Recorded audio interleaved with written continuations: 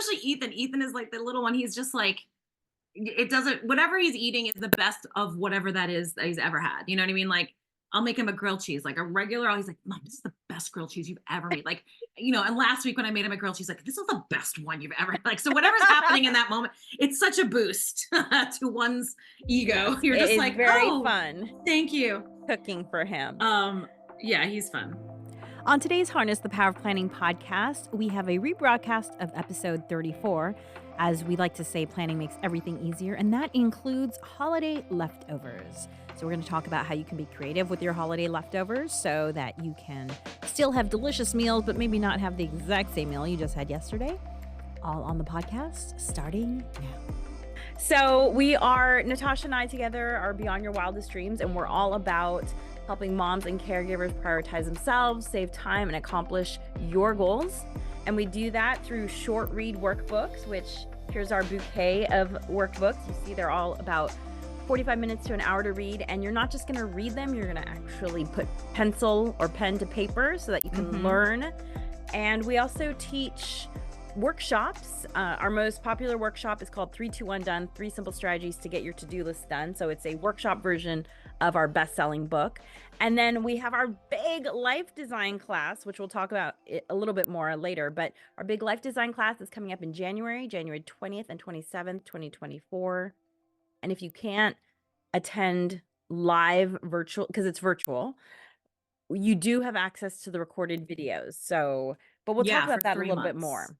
Yes, Yeah. totally. That's coming up. I'm really excited about that because it's always the latest and greatest.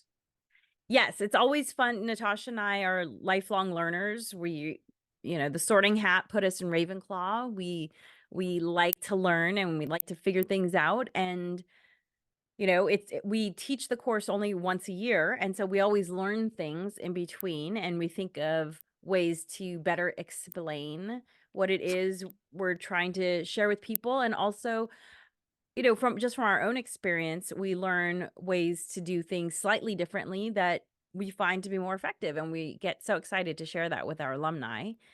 And so, yeah, and our students, right? Because our alumni also will hear about the latest and greatest. But what I'd like to talk about today just a little bit is sort of like the little planning involved when it comes to food. And it's interesting because this is something that I'm talking through with my child. And, especially during the holidays when there are leftovers, often, how thinking creatively about those leftovers so that you can have another joyous food experience that is, slightly different. So, for instance, one of the things that I've been teaching my child about this year, I'm always teaching her with regards to cooking, because my mom is an amazing cook. But I like to joke that she thought of her cooking time as spa time, because she would always close the door to the kitchen and not let us in. She was like, I'm having my fun. Leave me alone. Good for her. She knows what she needed to do for her self-care. Good for her. Yes. But consequently, literally, I don't cook anything my mom cooks because I never saw her cooking. And yet you're an amazing cook yourself. So maybe it's got to be hereditary, even though she didn't show you. You weren't at her hip.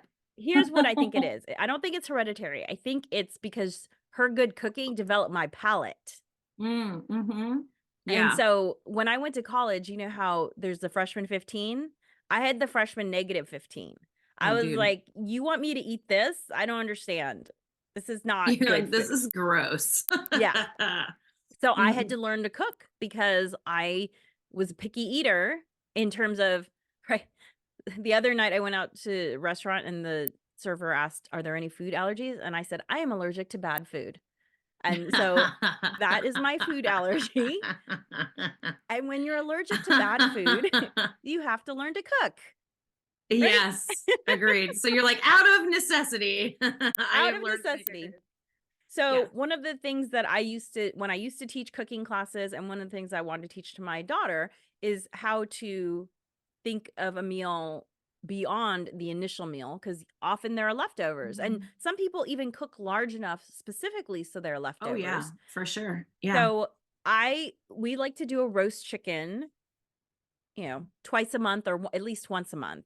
And so, I show my daughter how to make a roast chicken. And then I said, there's always enough meat left over to either do enchiladas, chicken enchiladas, or chicken pot pie, or chicken sandwiches. And then, even when you think that there's almost nothing there, we take the carcass and we make bone broth. Mhm. And, the carcass will go from this big to like this big when Right. you make the bone. It's amazing. It's Yeah, it amazing to see. shrinks. Yeah. Mhm. And then Falls I'll apart. just either throw in some noodles or throw in some lentils or whatever kind of soup we're going to, or throw in ramen, whatever soup we're going to have. And then there's 3 meals that you've had with one chicken. Yeah. And so, something to think about this holiday season as you're doing your shopping is, make sure you have maybe enough bread to make sandwiches, or maybe even, I don't buy it all the time, but I'll buy it for special occasions. The little Hawaiian bread, the little mini ones. Oh, yeah. Yeah, Hawaiian breads, the rolls, the original rolls, because they have different kinds. You want the original, Yeah, the right? Because they original have, like, rolls uh-huh. and the little 'Cause ones, right? So, like, mhm. those make, like, if you have ham, I just love, right? If you have Those, ham for your dinner, there's nothing like a they're the little best. mustard and a little They're the ham best. on those tiny little rolls. They are the best. Like, those rolls were made for ham. There's no way that they weren't. They just were, right? Because isn't ham like a thing in Hawaii, like, right, ham and spam and all that stuff, right? Those rolls Yes. go with Yes. ham like you would not believe. Like, Yes. I mean, they're good for other things too, but man, with ham, it's crazy. Yeah. I mean, I'm half Chinese and half Mexican, so, like, pork and rice are big parts of my life, right? Mhm. So, Mhm. yes. But, it takes a little bit of planning because it's not something I have all the time. It's not something that is necessarily carried at every grocery store. Although nowadays Trader Joe's has their own version of it, right? So That's right. you can find, Mhm. but because Trader Joe's is like one of the closest grocery stores for me. So sometimes I have to make, like, oh no, I have to go further to get something I need. But Right. they now have it at Trader Joe's. So, just with a Mhm. little bit of planning, you can create these fun special moments because, again, we don't have Hawaiian bread around our house a lot. So it is like, Right. oh my gosh, there's Hawaiian bread in here. You Yeah. know, with just a little bit of That's planning. mhm. And That's so our say special go-to for road trips. Excuse me, for road trips.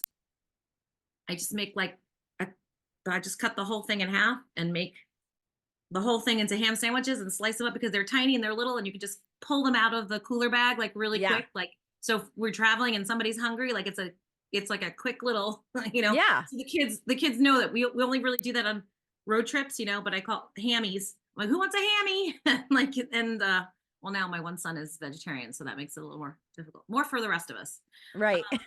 Yes, I they're super delicious. You could even Mhm. elevate it and grill it a little bit, right? And if you like, Mhm.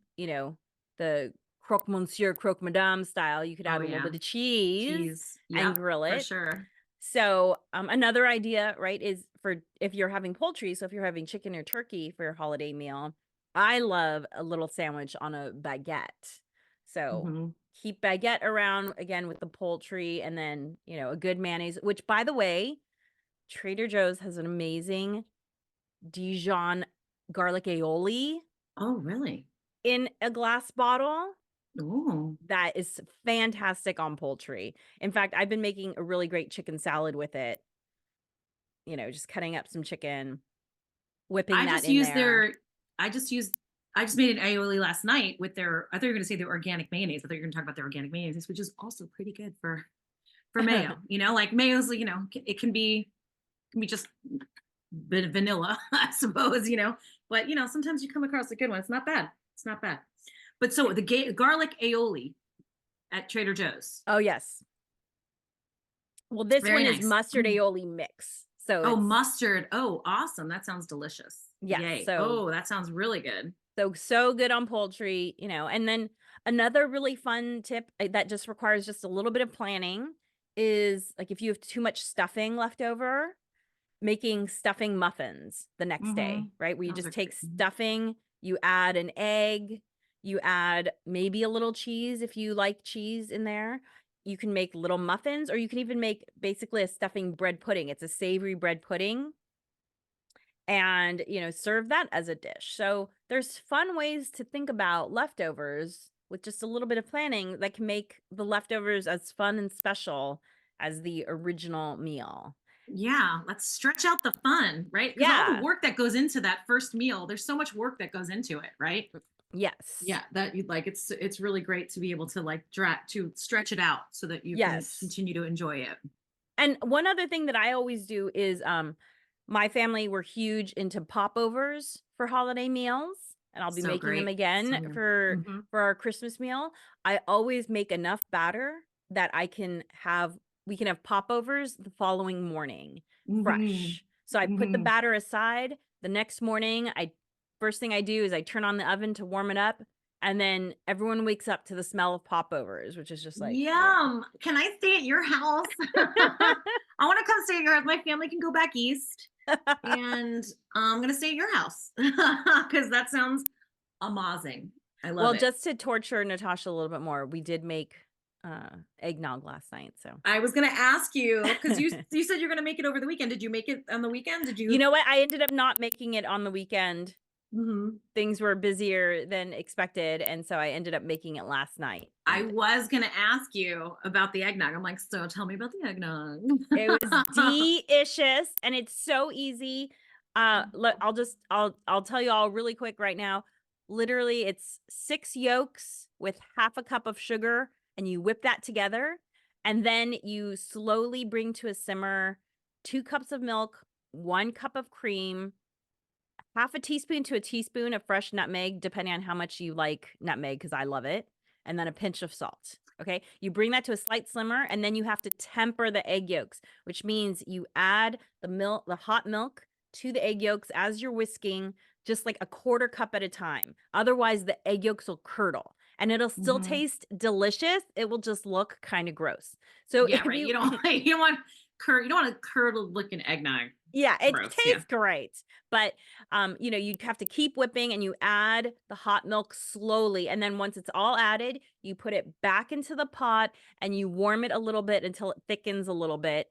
Uh, it will get much thicker when it's cool, and you can thin it with milk, but if you thin it with milk, you're gonna lose some of the taste.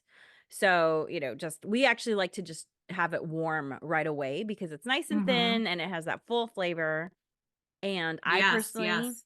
I personally like to add amaretto to my eggnog because I think that, Hmm. Yes. almond Amaretto. flavor, but you could always add So almond good. extract, if you don't drink, add a little Yeah. almond extract, and you Sure. also add a quarter teaspoon of vanilla once it's off the flame because you don't wanna cook the vanilla, and then You know. just Hmm. a dash of cinnamon. It's so easy, and it tastes like, I literally went from never drinking eggnog because I didn't care for the see, this is me I'm allergic to bad food. Bad food. Allergic to bad food. Yeah, so I went from never drinking eggnog to now I love it so much because the homemade version just tastes a million times better. And my older son is like an eggnog, like he's a fiend. Like as soon as it's like December 1st, like, can we buy eggnog? Like he's like immediately, and of course we got to try your eggnog last year and they still talk about it. Delicious, Still as your talk about it. littlest one Yeah, the says. little one goes, this is delicious. Yeah, exactly. Delicious. I love Delicious. having your boys over to eat. It's fun. It's They fun are, watching them because eat my food. your daughter is used to it, right? My boys are like, oh my God. Especially Ethan. Ethan is like the little one. He's just like, it doesn't whatever he's eating is the best of whatever that is that he's ever had. You know what I mean? Like I'll make him a grilled cheese, like a regular. He's like, Mom, this is the best grilled cheese you've ever made. Like, and last week when I made him a grilled cheese, like, this is the best one you've ever like. So whatever's happening in that moment, it's such a boost to one's ego. Yes, You're it just is like, very oh, fun thank you. cooking for him. Yeah, he's fun. Well, thank you for joining us today. I know we had a blast talking. We had a And blast talking. We hope you picked up some fun little tips and tricks. Just if you're joining us right now live, great, awesome. We invite you to pop over to Nikki Madero show whenever you get a chance. She's on YouTube, so you can tune into her anytime. She does have her show every single weekday in the morning. She's based also on the West Coast, so morning LA, excuse me, East West Coast time. And we're lucky enough to get to be a guest of hers from time to time. And we're getting to be a guest of hers today. I'm not sure if it's airing today. But Probably not. Sometimes probably not. she records some sessions for the holidays. But Like just in general, she's a great person to listen to. Her Yes. co-host is fantastic. She's always tackles some really great topics. And we have been blessed enough to have her. She's reached out to us on topics around planning, parenting, that kind of thing. And so we're going to be in an upcoming episode of hers. Not sure, tomorrow, the next day, I'm not sure, maybe next week. But go ahead and check out Nikki Madero on YouTube as well. She's really fantastic. Yeah, and you can watch our recorded versions with her if you go to our website, which is in the comments, bywdreams.com. We have all of our interviews and podcasts that we've done there, so you can listen to them. And of course, if you want to listen to this again, it will be on our podcast later today.